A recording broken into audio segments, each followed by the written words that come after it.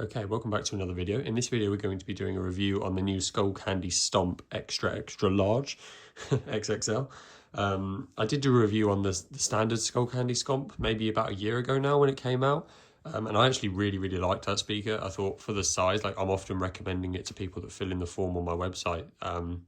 Still, only just a week ago, I'm pretty sure I sent one off for recommendation. But they're, for the size, they were awesome. They looked quite good. They were built well.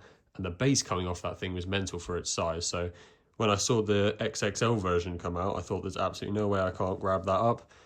We've got to test this out. And it's a very similar size and everything to the Party Box 120, which if you a long follower of this channel, you're probably getting a bit bored of that speaker, but it is kind of the benchmark for me in this, for speakers in general really, but especially for this size and kind of price range. So we'll do a comparison video after this comparing the two. So it's always nice when you see a speaker you're looking forward to and it's like a perfect comparison to one of your favorite speakers, because it's just a great excuse to give them a test. So yeah, this is the Stomp XXL. It retails for $380, which is interesting because that's currently £80 more than you can pick up the 120 for brand new.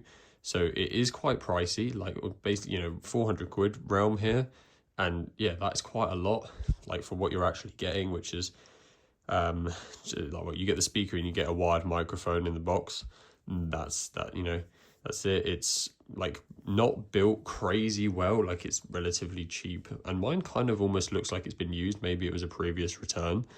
But yeah, some of the parts of the kind of plastic on the top look a bit not scratched, but kind of almost just like swirl marks, like someone's tried to clean it or something. But yeah, the plastic isn't in a great condition already, like straight out the box in my case. And yeah, it's just the build quality overall is pretty average, nothing crazy going on here. I'd probably say less than average really. Not much in the way for design either. It's just got a big grille on the front with a light bar around the side, a couple buttons on the top, and then it's got a telescopic handle, some wheels, and then another handle on the back for just kind of carrying around. But there's really very little design to this thing. It's literally just the Stomp blown up, kind of like 3 times the size. Not an awful thing. Obviously, we're not necessarily here for the design with these kind of party speakers, but it would be nice to have seen a bit more something unique going on. So yeah, 400 quid is looking a bit steep, I'll be honest. As for the drivers, we've got one 8-inch woofer and one 2-inch tweeter. That's it, just those two, which does seem really weird because there's a lot of space in here. Like, it's a big speaker, this thing weighs 12.6 kilos. Like, it's not a light speaker and it's not small. So I'm not quite sure why we've got the one woofer and the one tweeter. I assume that's correct. That's what the Skullcandy website says, unless they put a typo on there. But yeah, I mean, that's it. Just the one woofer, the one tweeter. Not a massive tweeter either, a 2-inch tweeter.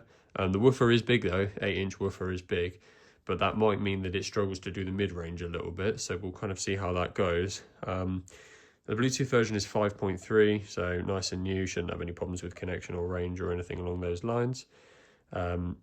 It's IPX4, which is pretty standard for these kind of party speakers nowadays, so it's kind of splash-proof, weather-resistant. If it was out in really heavy rain, you probably want to move it, and you definitely don't want to submerge it or get any, put it on like a really sandy place unless it was just kind of sat on the bottom. But yeah, you wouldn't want to get sand in the grill or anything like that because it's not going to handle that very well. But yeah, IPX4 is very standard. 12 hours battery life, it says on the website. So yeah, again, pretty standard, not too bad. If you were playing at higher volume, obviously that would be a bit lower. But yeah, 12 hours, you probably mean you get a comfortable kind of 6-7 hours playing at like 80% volume out of it, which is, yeah, the standard, what you want for a party speaker. It does have TWS and multi-link, so you can connect with other Skullcandy speakers. Yeah, unfortunately it is TWS connection and not like Auracast or anything a bit more fancy. So yeah, not quite sure how they're justifying this price tag when we're getting kind of 3-4 year old technology. But yeah, and then it's got a bass boost mode, which you just activate by holding down the pause button on the top and the little bass boost light comes on. There's no app or anything for this speaker, so it is really bare bones. That's it in the way of kind of controls and stuff. You've got some kind of flaps for the inputs and stuff at the back for the microphone, stuff like that, which I'll show. But otherwise, really quite a basic speaker. So yeah, quite shocked at the price in a way, but we'll see if it can redeem itself or kind of explain why it's so expensive in the price, in the sound, sorry. So we'll play Royalty at 80% volume and then speak about it afterwards.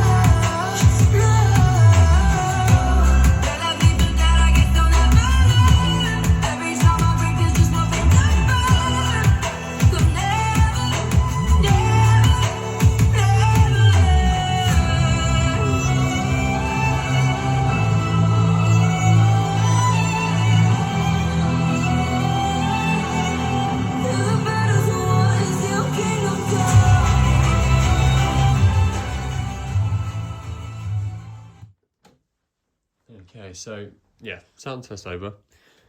You can see from the chart, it's very bass heavy. I think they put a lot of work into, or a lot of kind of time into that 8-inch woofer, trying to get it to look massive on paper and all of that. But yeah, kind of maybe forgot about other areas of the sound. Because I mean, it is bassy. You can see that from the frequency chart, but it's not the craziest bass I've ever heard for this price. Not even close. It's, you know, it's bass strong, but it's nothing insane. This is with bass boost mode on as well, by the way. But yeah, I mean, it's not crazy. It's not shaking the room or anything like that. But it is deep and it is crisp. But the kind of the main thing with this speaker I find is that it's not loud at all. Like, it's actually kind of weirdly quiet. You can see from the decibel meter, we're kind of rarely hitting 90 decibels, which is a bit mad for a speaker of this size, you know, with the sound tester thing right next to it. Like any other speaker of this size, you'd be hitting surely high 90s kind of the whole time, sometimes into the hundreds on the choruses and stuff. So it's really quiet, and I found that it works a bit weird with the volume when I was using it day to day, in that if it's like below 70% volume, it's really, really quiet, and then it kind of suddenly wakes up. Like, it's not a linear volume increase, if that makes sense. It's like anything below 20% is basically, you can't hear it. If even 50% is still like really quiet, and then above 70% it comes alive and you get a bit of the bass as well. Below 70% volume, it's really quiet and you don't get any bass. It just sounds like a really cheap small speaker. So I found that you kind of always have to listen to it at like almost its highest volume to get actually anything out of the speaker, which is a bit of a shame. Like, basically at low volume, I think it sounds quite bad, to be honest. I guess because that woofer is so big, it needs a lot of power going through it to actually get the most out of it. And I don't think it's basically too big to produce a lot of the mid-range audio, because it just can't move at that frequency. You know, it's just physics at the end of the day. I'd think that they've only got one 2-inch tweeter, no mid-range drivers, no nothing else, only one tweeter and a massive woofer. I don't think it's capable unless it's at max volume, it's just not capable of producing like a solid and clear audio at any other volume than close to max. And even when it's at max, it's still not very loud, and it's kind of like an average sound quality, probably less than average. Good bass, but yeah, for this price, I'm sadly probably going to have to give it a pass. I was genuinely excited to pick this up because I really did like the first Stomp. I haven't had it for a while, but I was really blown away by that. So there isn't any kind of bias against Skullcandy here. I know some people had lots of comments on the last video saying they never buy a speaker from Skullcandy, stuff like that. I don't necessarily care about the brand. I'm just, I'm listening to the speaker and I'm telling you what I'm hearing. And unfortunately, for the price, it's not here. I think if this was £250, I'd probably be saying something different, because it's at that price, it's kind of just under what a JBL would cost. It's kind of similar to what the Hisense was costing, or similar to what a Tribit Stormbox Blast 2 would you'd pick up for. And in that case, I think it would be a good buy. So if you can get it for around 250, then I think that's kind of what it's worth. At 380, it's just way out of its price range. It's shooting for a market that it doesn't fit into, unfortunately. I know it's a bit bright in here, so you can't see the light show very well. At the moment, it's just kind of going round 2 bars. You can change them just with a button on top because there is no app. And you just cycle through them and you get like some kind of standard like flames bumping up and some lights that meet in the middle, kind of like you get on pretty much everything else. It's nothing crazy going on. So, yeah, nothing much to show there really, but yeah, bit of a shame. It's not an awful speaker. It's not, it's not bad. At a party, it would do, but I don't think in any way is it the best value for money. And and for home listening, definitely it's kind of going to be near the bottom of the list for me, because you have to listen to it at such high volumes. You're not just going to be able to crack it open, play some music like, at 30% volume and still be able to, and still think, wow, this is good sound. You have to be cranking it up. So, yeah, it's not for me, unfortunately. Slightly disappointed, but we'll still do the comparison against the Partybox 120 just to show you what I mean. I think it'll be more obvious in the sound, in comparing the sound test, and maybe I'll put the volume down a bit in that as well, so you can hear what this is like at 40% and what the JBL is like at 40%, because I think that will kind of put into perspective what I'm talking about. But yeah, so if you're interested in that, then look out for that video. If not, then yeah, let me know what you think.